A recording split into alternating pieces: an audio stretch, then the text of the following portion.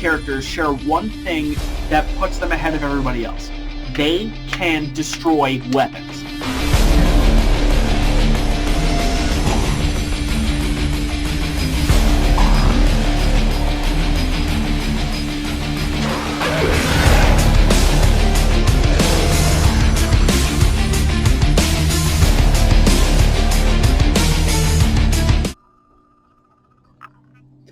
Hello, ladies, gentlemen, and non-binaries. Welcome to the Chamber of the Wraith. My name is Barbara, and today we're going to be talking about something that I'm 90% sure is going to be at the Game Awards in some form or another, and more specifically, a permutation of it.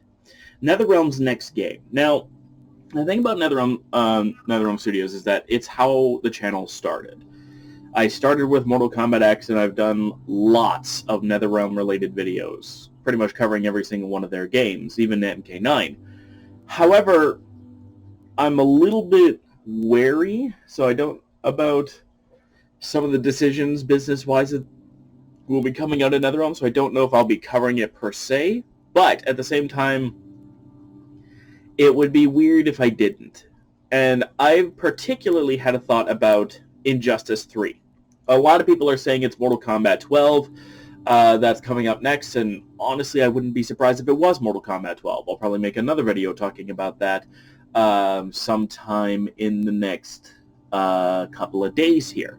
However, the one thing I want to keep in mind is that it feels weird for there not to be an Injustice game coming out, and one of my most popular videos is predicting Injustice 3, but that was 3 years ago, and some things have come out since then that have changed the game a little bit, as it were. Plus, it's good to keep your options open. If it is Mortal Kombat 12, great. If it's Injustice 3, awesome. If it's NetherRealm's Marvel game, okay, that's a curveball. But it is something worth considering. So, I want to talk about 5 predictions, presuming that it's Injustice 3 that I have for Injustice 3 as a game.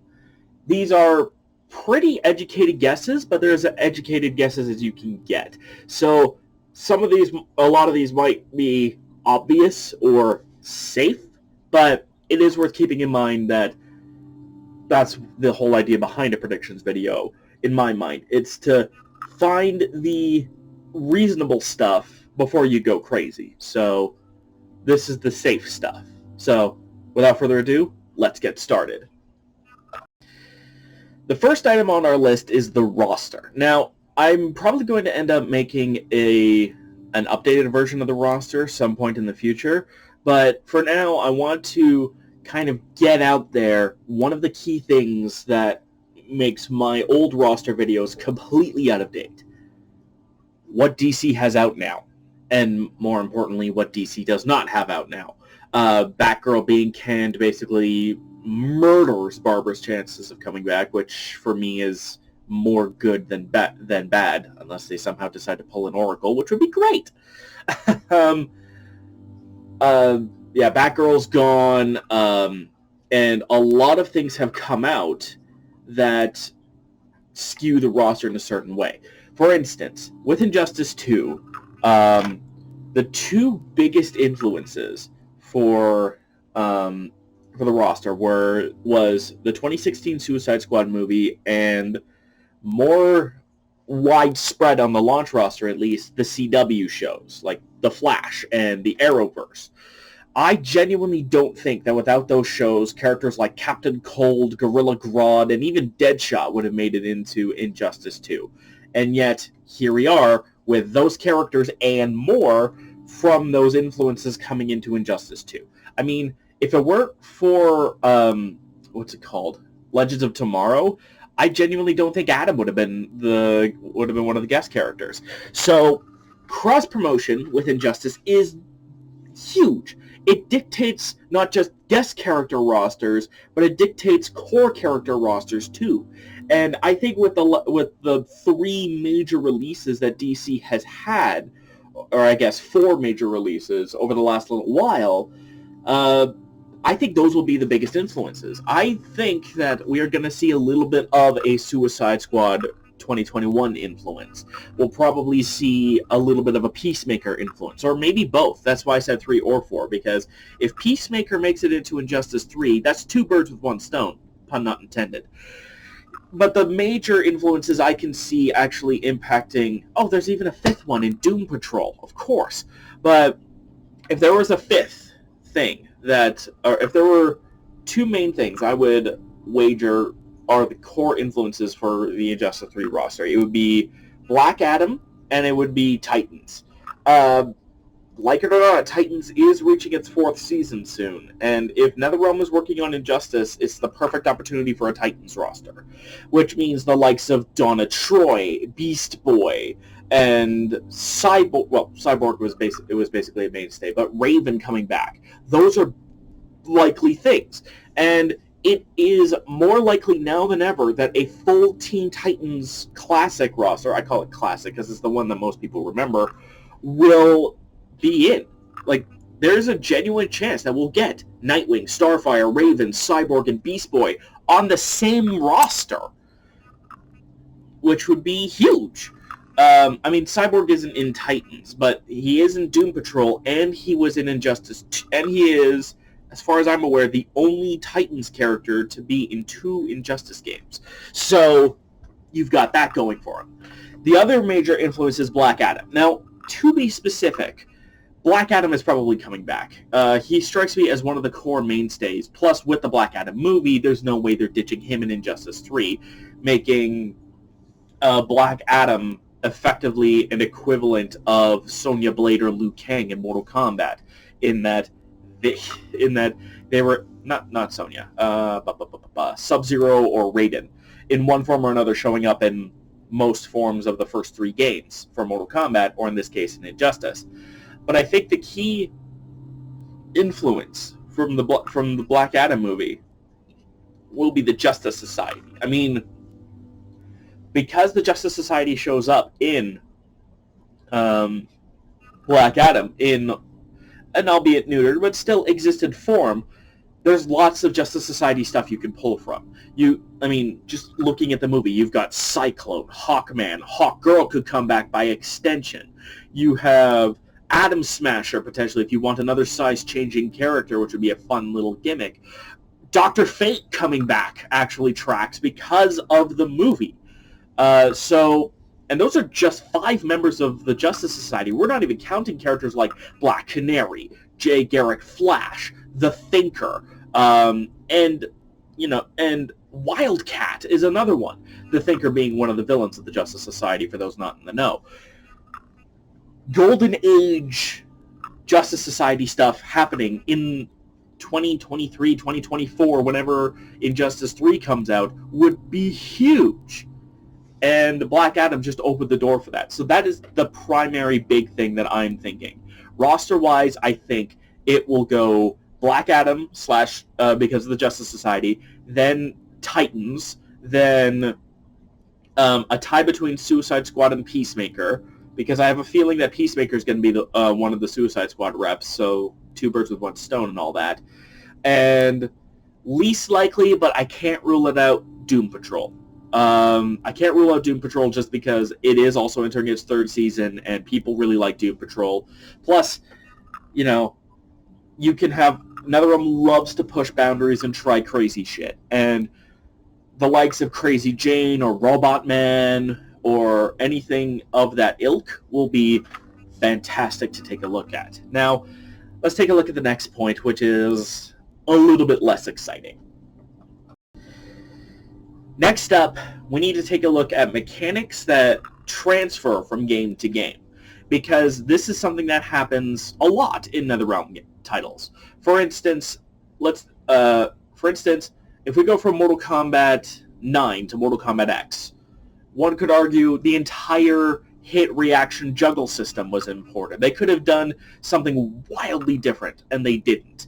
But that was kind of their first time. And of course, Mortal Kombat guest characters transitioning to show legacy settings as well. But if we go from Injustice to Mortal Kombat X, what carries over? environment interactions. And at one point in time, stage transitions almost made it into the game, as early as some of the concept stages for the stages. You can even see that there are transition zones that were planned out before the stage transition mechanic was cut, which is interesting because this actually wouldn't be the first Mortal Kombat game to have stage transitions. The first one would actually be Mortal Kombat 3, but that's neither here nor there. The interactions transitioned from Injustice.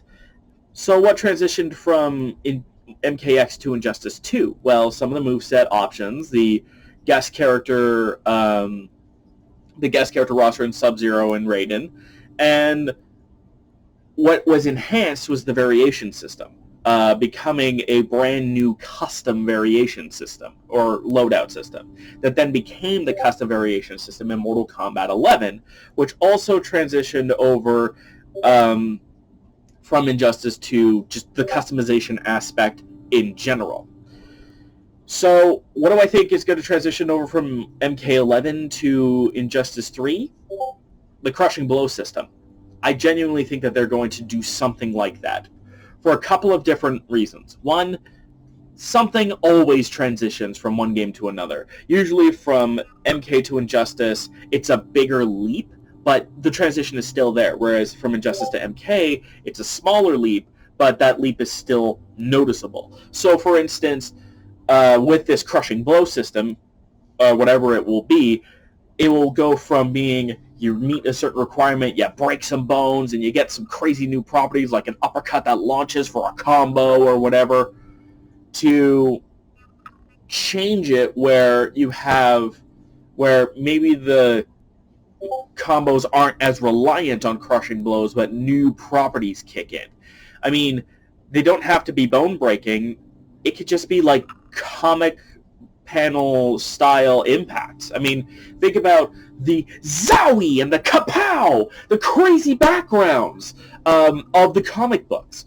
NetherRealm could lean pretty heavily into that for a crushing blow. Like, imagine if by connecting a flying Superman punch at maximum range, you get a big splash panel and a kapow, and it launches people flying for a combo extender that doesn't normally exist, but does not hamper the combo ability of other moves like freeze breath or background bounces or the like.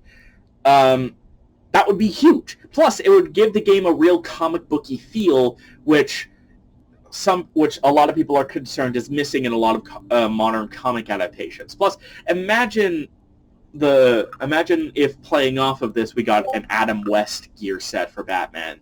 That would be hilarious and wonderful and incredible. But speaking of things transitioning in and becoming enhanced, let's talk about the custom variation system. They say the third time is the charm. And with Injustice 3 and the custom variation system, I may be inclined to agree.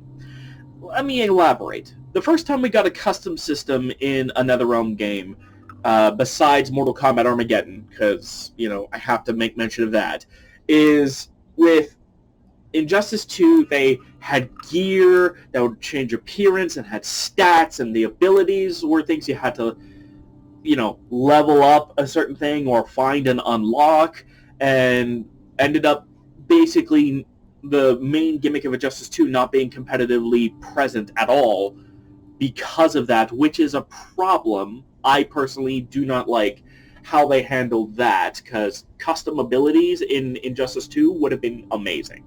I'm still wondering how I would ever do this, but I would love to get some pro players to dissect the abilities of Injustice 2 and see what's competitively viable, what's not competitively viable, what's great, what's terrible, that sort of thing. But that's probably never going to happen, so that's one of those things that just stays on the back burner for now. But with the custom variation system in Mortal Kombat 11, we hit an interesting balance. Less physical customization, because you could only customize 3 pieces instead of 5, but those 3 pieces are signature pieces of a character, and the moves you had more options for, and they made most of them tournament legal and usable online, allowing you to create your custom variations to spice up online play, which was incredible. But if they added a little more of Injustice 2 back into the mix, the more gear options, no stats, please, let's make that clear, and maybe some of the crazier abilities, allowing a more dynamic building system for your characters that is legal would be great. I mean, there's still some illegal moves in Mortal Kombat 11, namely moves that interfere with the screen, and mainly moves that are resurrects, which kind of sucks because a lot of the really cool stuff are resurrects or things that kind of break the mold. So hopefully, if, say, Booster Gold makes it into Injustice 3 and he has the ability to mess with the game timer, that isn't banned, because that's really fucking cool. I really don't think that messing with the timer is that broken. So that's my personal opinion. So just kind of expanding upon that, one idea I've heard tossing around is just a straight-up create-your-own character system, which, you know, it's been almost 20 years. Why not? What's the worst that can happen? It's not like, if you have that custom character option and that's banned, that's fine, because in Mortal Kombat Armageddon, 250% combos that are unbreakable should not be allowed. But with Injustice 3, hitting that balance between, because they are going to focus on this, unfortunately. They're going to focus on competitively viable stuff that is also just crazy enough to kind of rope in the casual audience, so I think that's how they're going to roll with it. Ex facto, hoping that take a little bit more from Injustice 2, put it into MK11. I think you've got a good custom variation expansion. Also, one thing I will probably worth considering is that with an expansion comes, well, how much of it are we going to really customize? Because we got 3 slots in MK11. Are they going to add more slots? Are they going to put more moves inside of the custom systems? What are they going to do? It's a huge thing that I'm not 100% sure on, but I'm pretty sure there will be an expansion of the custom variation system in Injustice 3. Next up, we're going to talk about a very divisive topic, but one that I think is also inevitable. Guest characters, baby! Well, not this guy. He's tired and cranky and probably wouldn't be interested. But guest characters are going to be a thing in the next Injustice game. They just are. But that's too easy. 15 seconds on the point, move on to the next one. That's not cool. I want to dissect that a little bit. I want to be a little more interesting. And I think most specifically, I want to talk about how, especially with Injustice, you can't predict guests. You just can't. Because there's always a surprise guest that nobody sees coming in these NetherRealm games. Especially since Mortal Kombat X. I mean, who was expecting Leatherface to be in Mortal Kombat X? Genuinely. I mean, outside of wouldn't it be cool if Leatherface was in the game? But that's a wouldn't it be cool if. As opposed to, holy shit, he's actually in the game, He wasn't a reasonable prediction until then. Then you have Injustice 2, who had not 1, but 5 surprise guests. The Teenage Mutant Ninja Turtles and Hellboy was a surprise. Then when it comes to Mortal Kombat 11, despite how leaky it was, there were still a couple of surprises. Namely in that RoboCop replaced Ash Williams because of legal issues. That's one thing. But Rambo, I don't think anybody was exactly anticipating Rambo, and yet here we are with Rambo in Mortal Kombat 11. There will always be a surprise guest character. We can reasonably expect at least one Mortal Kombat guest character to show up in Injustice 3, and it's probably going to be Johnny Cage with how popular he is. But can we really predict the rest? I mean, think about the options. We've got, Power Rangers, He-Man, Uma Thurman, or the Bride from Kill Bill. We've got Buffy the Vampire Slayer was one of those things that Ed Boon himself stated at one point as being a potential option. Lara Croft from Tomb Raider. You've got options galore because Injustice 2 is rated T for teen. Unlike Mortal Kombat that has that hard set in stone limitation of your character must be comfortable in an environment where both they and their foes are going to get ripped to pieces with someone's bare hands. So that's why Spawn worked better in Mortal Kombat than in Injustice, and why, in my opinion, as nasty as the comics can be, Hellboy worked better in Injustice than in Mortal Kombat, because it's relatively standard fare.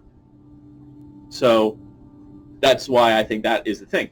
So I wasn't even joking. These are all of the predictions I gave are reasonable, have a founding in a basis from before, and, you know, are options. If Injustice 2 has anything, it's options for guests, which means prepare yourselves for any surprise guests that might catch you off guard. Now let's talk about the last thing, which is the least exciting thing, but is something that is definitely going to be kept in mind for this game.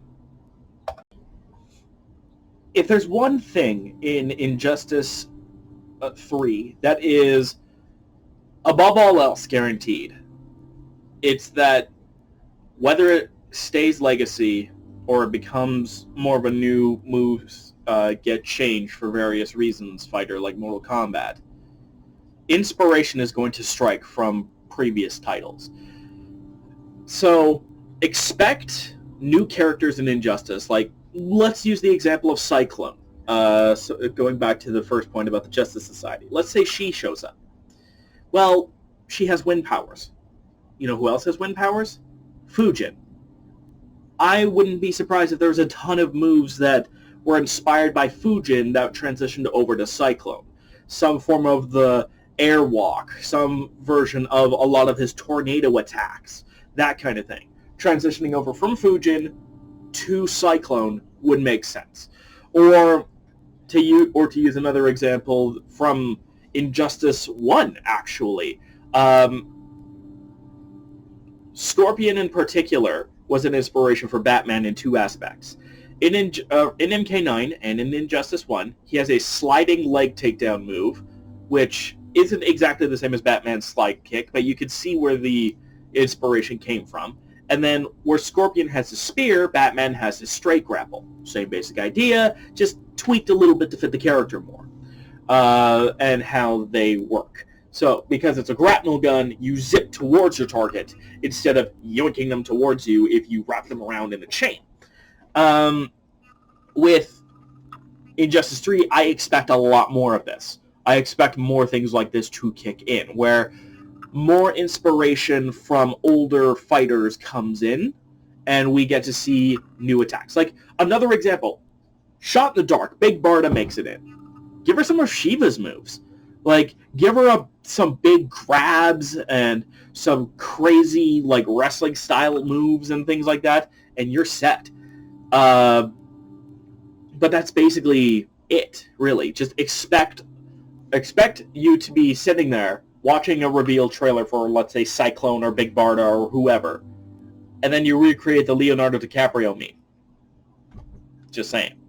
That's pretty much my 5 main predictions for Injustice 3. Let me know if you guys have your own predictions, or hell, even wants and desires would be lovely to see. I might do a wish list thing for Injustice as well down the line.